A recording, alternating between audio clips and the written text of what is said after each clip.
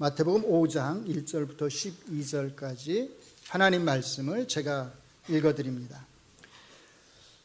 예수께서 무리를 보시고 산에 올라가 앉으시니 제자들이 나아온지라 입을 열어 가르쳐 이르시되 심령이 가난한 자는 복이 있나니 천국이 그들의 것이며 애통하는 자는 복이 있나니 그들이 위로를 받을 것이며 온유한 자는 복이 있나니 그들이 땅을 기업으로 받을 것이며 의에 줄이고 목마른 자는 복이 있나니 그들이 배부를 것이며 긍휼히 여기는 자는 복이 있나니 그들이 긍휼히 여김을 받을 것이며 마음이 청결한 자는 복이 있나니 그들이 하나님을 볼 것이며 화평하게 하는 자는 복이 있나니 그들이 하나님의 아들이라 일컬음을 받을 것이며 의를 위하여 박해를 받은 자는 복이 있나니 천국이 그들의 것임이라.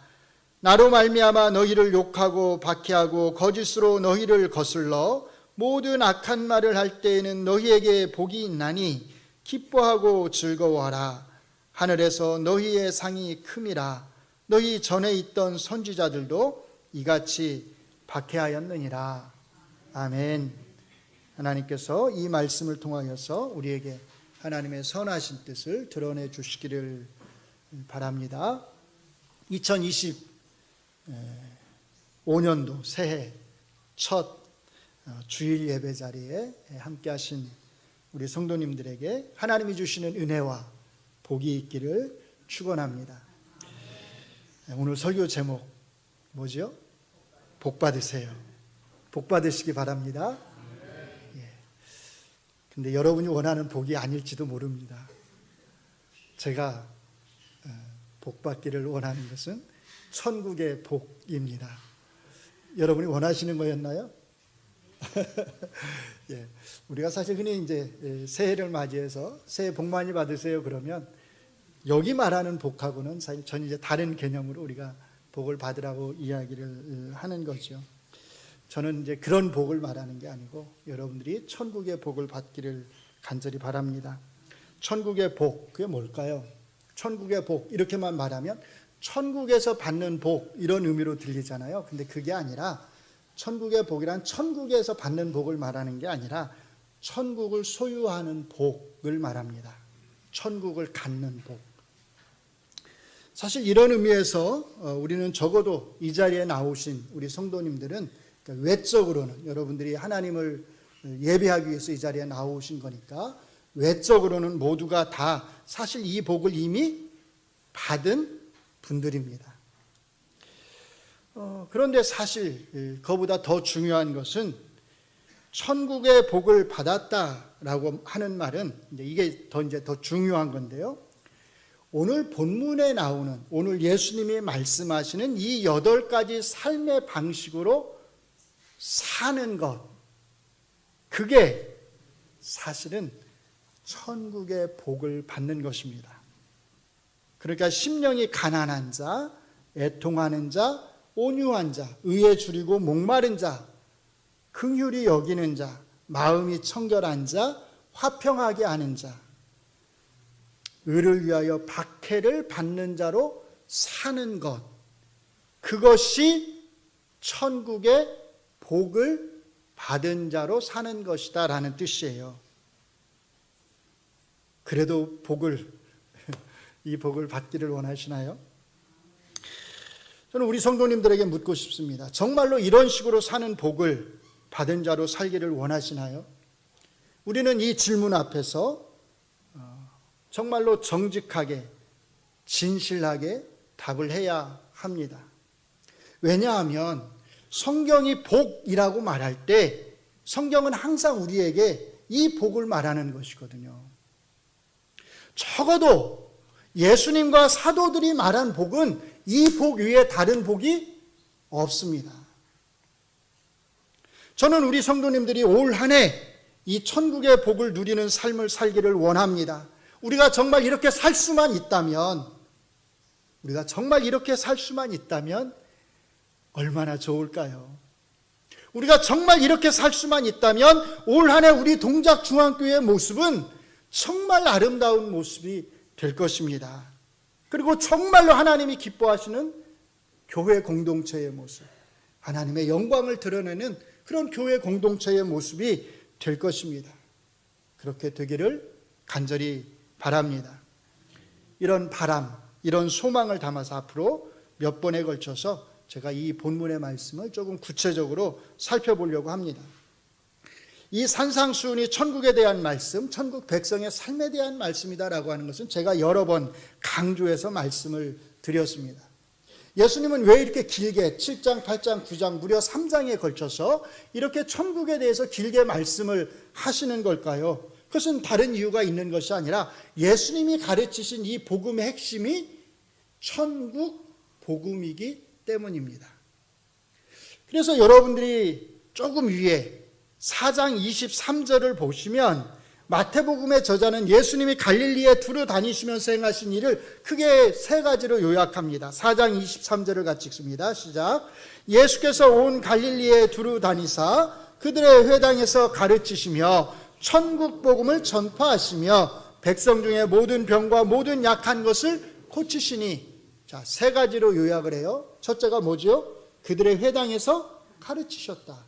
둘째는요, 천국 복음을 전파하셨다. 셋째는요, 백성 중에 모든 병과 약한 것을 고치셨다는 거예요.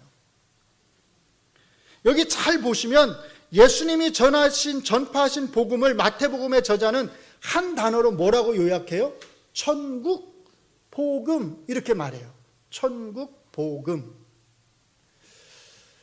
그러니까 5장부터 시작되는 이 산상수훈의 말씀은 4장 23절이 요약하고 있는 이 예수님의 천국 복음이 구체적으로 어떤 복음인지를 사실은 우리에게 설명해 주고 있다는 뜻입니다. 그런데 이 산상수훈의 말씀을 다루기 전에 우리가 한 가지 기억해야 할 게 있어요. 예수님이 오셔서 전파하신 이 천국 복음은 예수님이 이 땅에 오셔서 예수님이 처음으로 전파하신 복음이 아니라는 겁니다.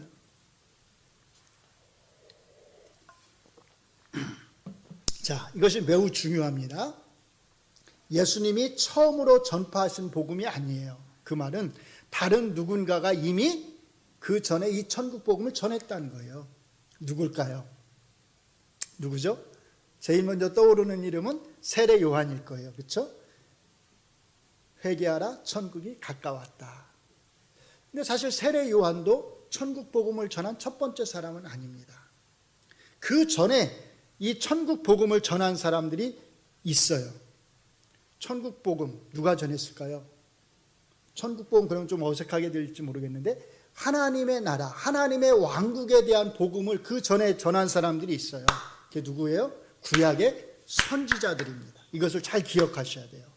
구약의 선지자들이 이미 구약의 시대에 하나님의 왕국, 천국에 대해서 선포했어요. 구약의 선지자들이 선포한 핵심적 메시지가 뭐냐면 여호와의 날에, 언제요? 여호와의 날에 여호와께서 이스라엘 가운데 임하셔서 그들을 통치하시리라 하는 것이었습니다. 여호와의 임하심, 어디에 임하시는 거예요?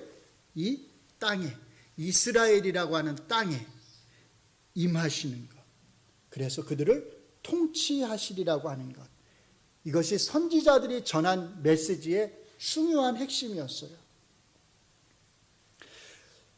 그러니까 여러분들이, 우리 성도님들이 구약 성경을 읽을 때 이 여호와의 임하심이라고 하는 이 주제를 잘 생각하면서 선지서들을 읽어보시면 조금 선지서들이 다르게 보일 수 있을 거예요. 그런데 사실 선지자들이 또 이 천국 복음을 전한 최초의 사람들은 아니에요. 그 전에 누가 또 천국 복음에 대해서 말했을까요? 하나님입니다. 하나님이 언제요? 아브라함에게 나타나셔서 그에게 세 가지 약속을 하셨을 때, 창세기 12장에서 하나님이 아브라함에게 처음 나타나시잖아요. 그리고 세 가지 약속을 하시죠. 뭐죠?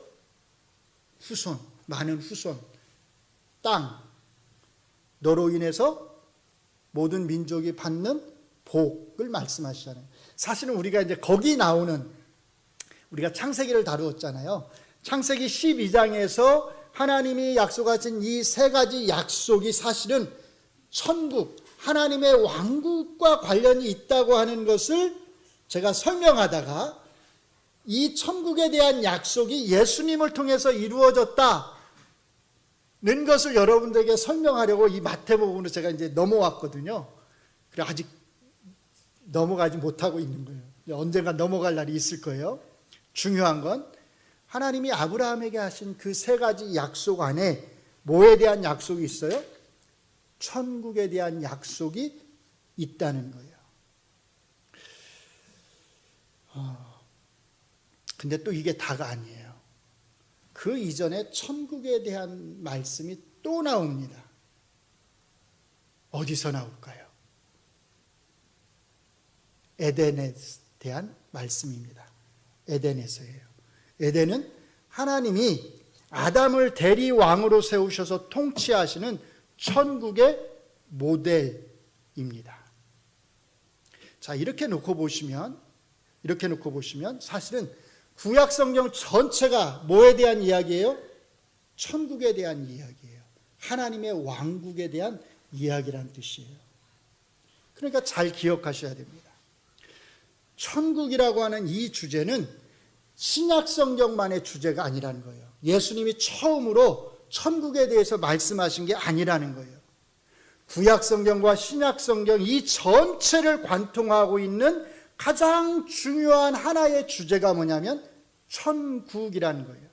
여러분들이 성경을 읽으실 때 구약 성경이든 신약 성경이든 이 천국에 비추어서, 천국에 대한 약속과 성취에 비추어서 여러분들이 성경을 읽어야 된다는 뜻입니다. 그레엄 골즈워디라고 하는 아주 훌륭하신 구약 신학자가 계세요.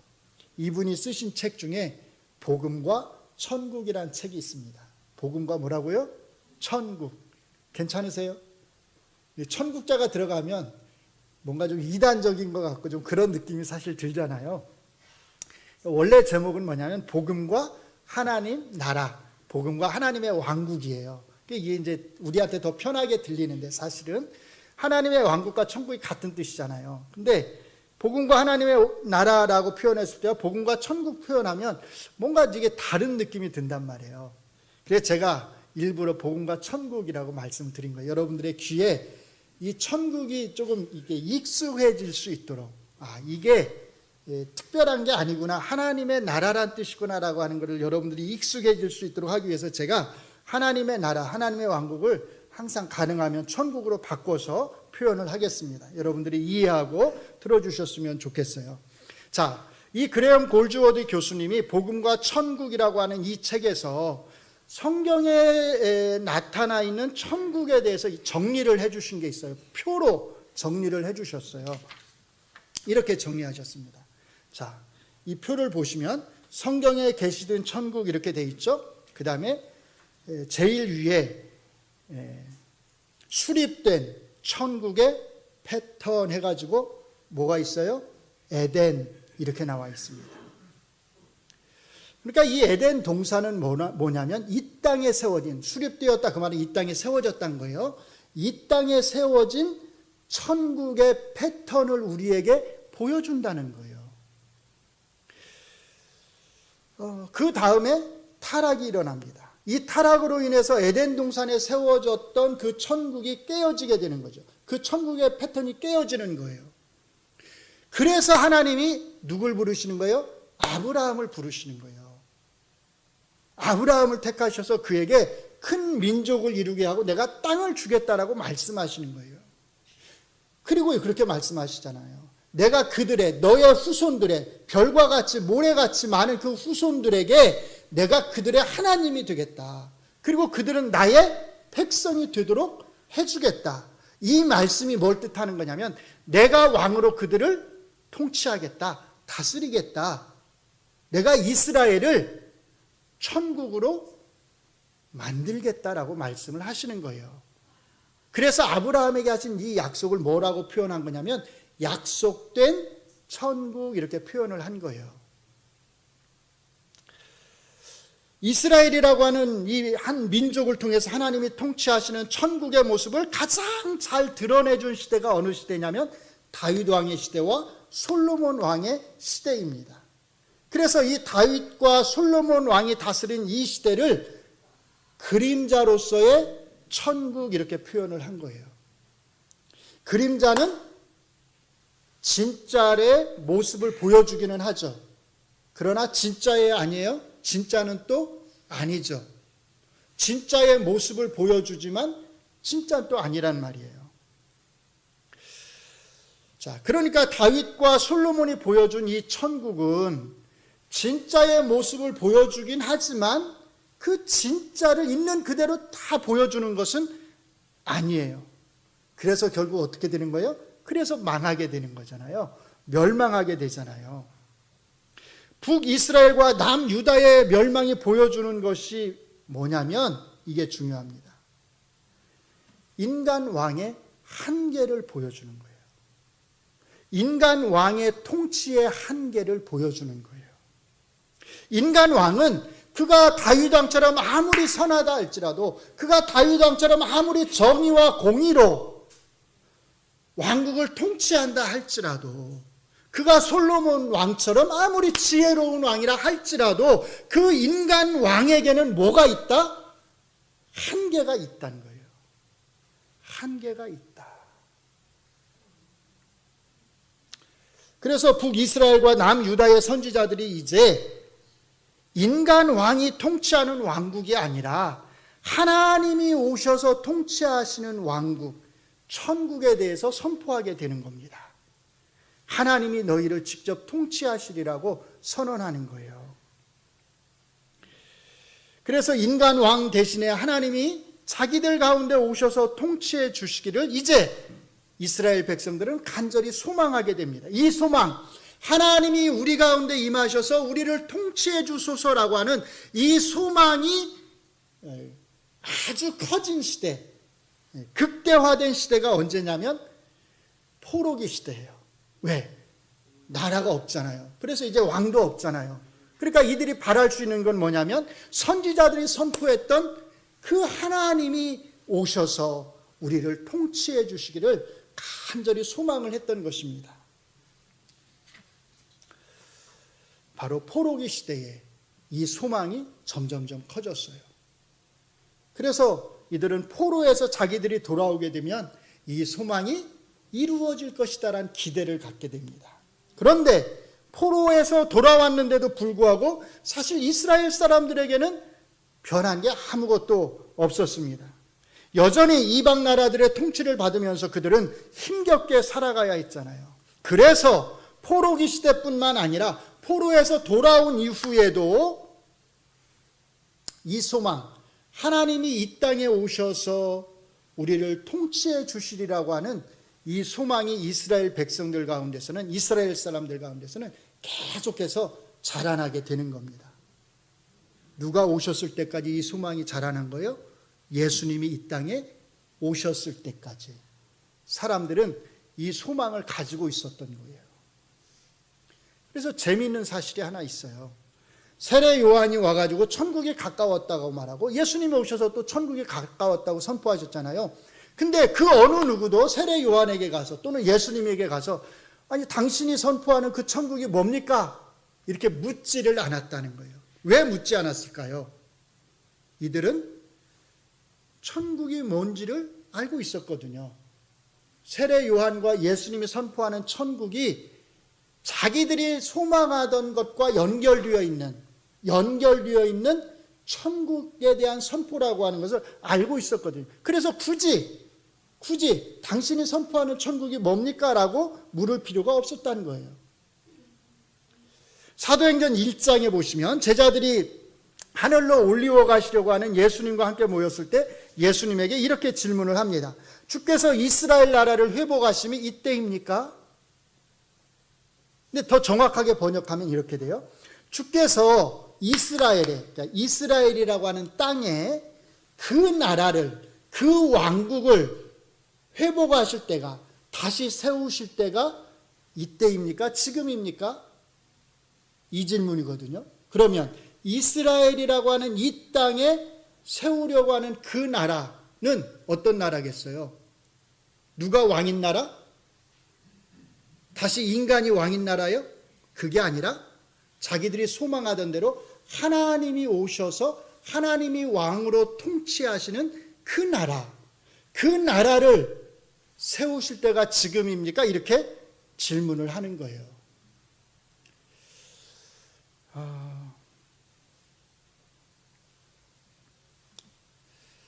그리고 이 제자들은 자기들이 가지고 있던 그 구약이 말하는 천국에 대한 소망이 예수님의 이 초림을 통해서 이루어지지 않을까라고 하는 기대를 가졌다는 겁니다.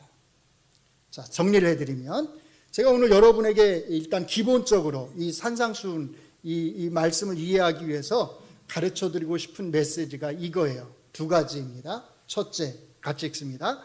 천국이란 표현이 신약 성경에서 비로소 등장하지만 천국이라는 주제는 구약 성경과 신약 성경 전체를 요약하는 뭐다? 핵심 주제다. 그러니까 천국이란 표현은 신약에서 나오지만 예수님이 선포하시지만 사실 천국에 대한 말씀 구약 성경 전체를 감싸고 있는 중요한 주제란 거예요. 둘째, 같이 읽습니다. 성경이 말하는 천국은 항상 이 땅에 이루어지는 하나님의 통치를 가리킨다. 이걸 잘 기억하셔야 돼요. 골즈워디 교수님의 그 표를 다시 한번 보시겠습니다. 자, 이 표를 보시면 이 땅에 수립된 천국의 패턴, 약속된 천국, 그림자로서의 천국, 가까이 온 천국, 이게 예수님과 함께 이미 임한 천국이잖아요. 예수님의 재림과 함께 임하게 될 완성된 천국, 이게 다 어디서 이루어지는 거예요?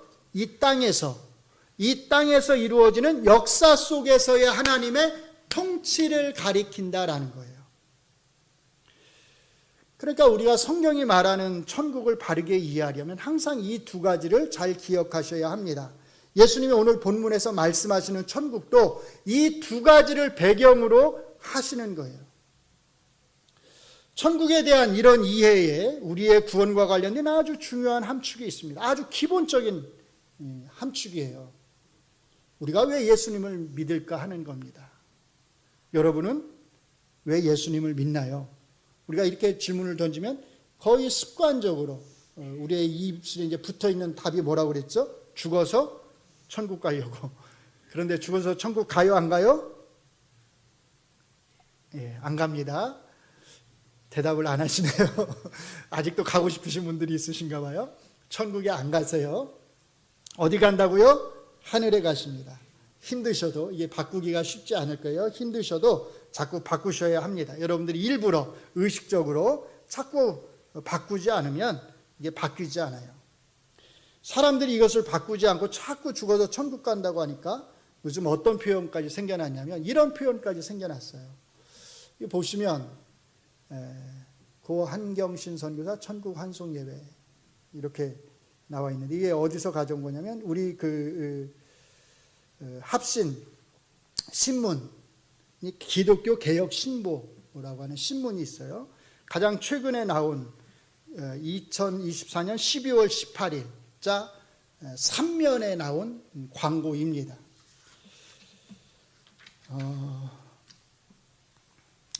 자, 어떤 생각이 드세요? 이 제목을 보시면 뭔가 좀 이상하죠? 이제 느끼실 거예요. 천국이 아니라 뭐다? 하늘이다. 이제 그 정도는 이제 아마 느끼실 수 있을 것 같아요. 근데 그러면 하늘 환송 예배 이렇게 표현하면 될까요? 환송 예배라는 표현 들어보셨나요? 들어보신 분? 저만 주로 몇 분 안 되네요. 생각보다 많이 안 들어보셨네. 제가 이 환송 예배라는 표현을 언제부턴가 굉장히 자주 접하게 됐어요. 기독교 방송에서도 그러고 그 기독교 신문들에서도 그러고 어느 날부터가 갑자기 이 표현이 등장하더니 이제 이걸 아주 그냥 누구나 다 이 표현을 쓰더라고요. 다 똑같이. 그러니까 제가 이 기사를 읽고서 좀 고민을 했어요. 야, 이게 우리 합신교단 신문인데 적어도 우리 합신교단은 바른 신학, 바른 교회, 바른 실천을 우리가 추구하잖아요. 근데 이게 맞을까 고민을 하다가 제가 이 개혁신보사에 메일을 보냈어요. 두 가지를 지적을 했어요. 첫째는 아까 이제 말씀드린 대로 저 천국이란 표현은 하늘로 바꾸는 게 맞다라고 하는 걸 지적을 했고, 또 하나는 환송예배라고 하는 이 표현을 지적을 했습니다. 제가 이것과 관련해서 읽어드릴게요. 제 메일을 보낸 거를. 언제부턴가 저희 나라에서 환송예배라는 표현이 사용되기 시작한 것 같습니다. 아마 대형교회에서부터 이 표현을 사용한 것이 아닐까 생각되는데 어느 순간 교단에 상관없이 대중화된 느낌입니다. 처음에 어느 신문에선가 이 표현을 접했을 때 이게 뭐지? 라고 하는 생각을 했습니다. 환송예배? 이런 예배가 있을까? 예배에 이런 이름이 합당할까라는 생각을 했습니다. 누구를 환송한다는 걸까요? 누구죠? 당연히 죽은 자입니다. 쉽게 말해서 죽은 자를 위한 환송예배라는 뜻입니다. 이것은 성경적으로 잘못된 표현입니다. 죽은 자를 위한 기도가 있을 수 있어요? 없어요? 없지요. 죽은 자를 위한 기도가 있을 수 없듯이 죽은 자를 위한 예배 역시 있을 수 없습니다. 모든 예배는 산 자를 위한 것입니다. 그러므로 누군가 죽었을 때 우리가 그의 가족이나 친지를 찾아가서 예배를 드리는 것은 살아남은 자들을 위해서 예배를 드리는 것이지 죽은 자를 위해서 예배를 드리는 게 아닙니다. 우리는 이것을 분명히 해야 하고 이 점에 있어서 논쟁의 여지가 없다고 생각합니다. 그러므로 모든 교회는 환송예배라는 표현의 사용을 자제해야 하고 성경에 맞는 바른 표현을 사용해야 한다고 생각합니다. 이게 제가 보낸 메일의 내용이에요. 답장이 없을 줄 알았어요. 그런데 이 신문의 편집장이신 목사님이시거든요. 이 목사님이 바로 답장을 주셨어요. 이렇게 주셨습니다. 기독교 개혁 신보에 관심을 가져주시고 이렇게 소중한 의견을 남겨주셔서 진심으로 감사드립니다. 목사님 지적이 맞습니다. 사실 예배 앞에 어떤 수식어구를 자꾸 붙이는 것 자체도 적절치 못하다 할 수 있습니다. 충분한 고려 없이 기사가 나간 점을 사과드리며 이후에 적합한 표현을 쓰도록 노력하겠습니다. 역시 우리 합신 목사님답다. 훌륭하시다. 정말 훌륭하신 것 같아요. 남의 지적을 받아들인다는 건 쉬운 일이 아니잖아요. 너무 감사했습니다. 자, 환송예배. 이 표현이 멋져 보일지 모르겠지만, 그래서 사람들이 막 이제 정말 누구나 쓰게 되었을지 모르겠지만, 사실 이런 표현은 써서는 안 되는 표현입니다. 그래서 우리도 조심해야 돼요. 근데 왜 이런 표현을 자꾸 쓰는 거예요? 우리가 죽으면 자꾸 천국 간다고 생각하니까 이런 표현을 쓴다는 거예요. 다시 처음 질문으로 돌아가셔서, 자, 그럼 우리는 왜 예수님을 믿을까요? 아주 기본이 되는 질문입니다. 이 질문에 대한 답을 잘 내려야 한다는 뜻이에요.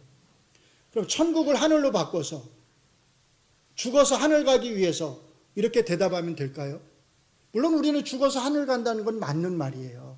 그러나 우리가 예수님을 믿는 것은 죽어서 하늘 가기 위해서 믿는 건 아니라는 겁니다.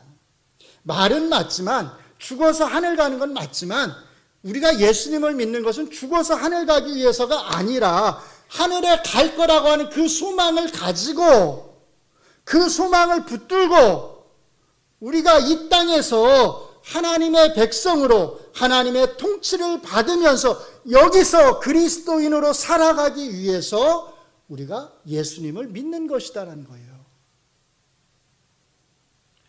하늘에 가서 그리스도인답게 살려고 믿는 게 아니라는 뜻입니다. 그렇기 때문에 항상 고민하셔야 됩니다. 그리스도인으로서 여러분은 항상 고민하셔야 합니다. 구원받기 위해서 내가 어떻게 살아야 하는가? 구원을 얻기 위해서 내가 어떻게 살아야 하는가를 고민하는 것이 아니라 그리스도인으로서 내가 어떻게 살아야 하는지를 항상 고민하셔야 합니다. 천국 백성이 되기 위해서 내가 어떻게 살아야 하는가를 고민하는 것이 아니라 내가 이미 여기에서 천국 백성인데, 하늘나라 백성인데, 그렇다면 나는 여기서 어떻게 살아야 되는가를 고민하셔야 한다는 겁니다. 아무 생각 없이, 아무런 고민도 없이 살아서는 안 된다는 거예요. 하나님의 백성으로, 천국 백성으로 이 땅에서 살아가는 것은 아무런 고민도 없이, 아무런 생각도 없이 그렇게 살아갈 수 있을 만큼 그렇게 쉬운 삶이 아니라는 겁니다. 이 고민에 대한 답을 사실은 오늘 본문 말씀이 우리에게 해주고 있는 거예요. 그러니까 예수님이 우리에게 말씀하시는 거예요. 야! 너의 고민을 해결하는 문제에 대한 답이 여기 있어. 이렇게 살면 돼. 이렇게 살면 돼. 라고 우리에게 말씀하시는 거예요. 그 삶의 모습이 8가지입니다. 이렇게 정리를 해봤어요. 잘 아시죠? 제가 굳이 읽지 않아도 될 거예요. 자, 여기서 질문 한 가지 드리겠습니다. 자, 이 8가지 삶의 모습은 각기 다른 천국 백성의 모습일까요? 아니면 한 사람의 천국 백성의 모습일까요? 한 사람입니까? 각기 다른 사람들의 모습입니까? 한 사람이겠죠. 바울 사도께서 9가지 성령의 열매를 말씀하셨어요. 이때 이 9가지 성령의 열매도 각기 다른 사람들이 맺는 9가지 열매가 아니잖아요. 한 사람이 맺는 9가지 성령의 열매잖아요. 물론 그 외에도 있지만 대표적으로 9가지를 예로 들은 거지요. 마찬가지입니다. 예수님이 말씀하시는 이 8가지 삶의 모습도 천국 백성이라면 누구나가 한 사람 한 사람이 다, 젊은이나 늙은이나 아이들까지도 다 똑같이 마찬가지로 한 사람 한 사람이 살아내야 하는, 이 땅에서 살아내야 하는 천국 백성, 그리스도인의 삶의 모습을 예수님이 이렇게 8가지로 표현하고 계시다는 겁니다. 심령만 가난하고 애통하지 않는다거나 애통하기만 하고 온유하지 않은 그리스도인의 모습은 있을 수 없다는 거예요. 제가 처음에 말씀을 드렸듯이 저는 올 한 해 정말로 우리 동작중학교의 모든 성도님들이, 우리 성도님들 한 분 한 분이 모두가 다 이 8가지 삶의 모습을 잘 드러내는 천국 백성으로 올 한 해를 살아가셨으면 좋겠습니다. 그러기 위해서, 그렇게 하려면 우리가 이 8가지 예수님이 말씀하시는 천국 백성의 삶이 정확하게 어떤 의미인지를 우리가 잘 알아야 되겠죠. 모르면 살 수 없잖아요. 우리가 이 의미들을 잘 알면 우리가 지금 이 말씀들과 얼마나 동떨어진 채로, 얼마나 우리가 부족한 모습으로, 천국 백성이라고 하면서 얼마나 부족한 모습으로 우리가 살아가는지도 함께 알게 될 것입니다. 그리고 그것을 안다면 우리가 이 말씀과 얼마나 동떨어진 천국 백성의 모습으로 살아가는지를 우리가 깨닫게 된다면 우리는 올 한 해 더 열심히 기도할 것이고 더 많이 성령님의 도우심을 구하면서 우리는 살아갈 것입니다. 그런 한 해가 되기를 주의 이름으로 축원합니다. 그러면 제일 첫 번째 나오는 심령이 가난한 자란 어떤 의미일까요? 다음 주에 설명을 드리겠습니다. 다음 주를 기대해 주시기 바랍니다. 기도하겠습니다. 하나님, 우리 안에 구원의 기쁨을 주신 것을 감사합니다. 이 구원이 천국 백성으로 살아가는 이것이 얼마나 크고 놀라운 복인지를 항상 기억하면서 정말로 우리가 참되게 추구하고 감사해야 하는 복은 이 복밖에 없다고 하는 것을, 이 천국 백성으로 살아가는, 천국을 가지고 천국을 소유하는 이 복밖에 없다고 하는 것을 잊지 않게 하여 주시옵소서. 세상의 그 어떤 것도, 세상의 그 어떤 복도 이 복과 견줄 수 없음을 잊지 않게 하여 주시옵소서. 그리고 이제 이 새해에 이 복에 맞는 삶을 살아가기 위해서 우리가 어떻게 행해야 할지를, 어떻게 살아가야 할지를 하나님의 말씀을 통해서 깨닫게 하시고 우리 안에 계신 성령님께서 우리가 그 깨달은 대로 살아갈 수 있는 능력까지도 허락하여 주시옵소서. 예수님 이름으로 기도합니다. 아멘. 아멘.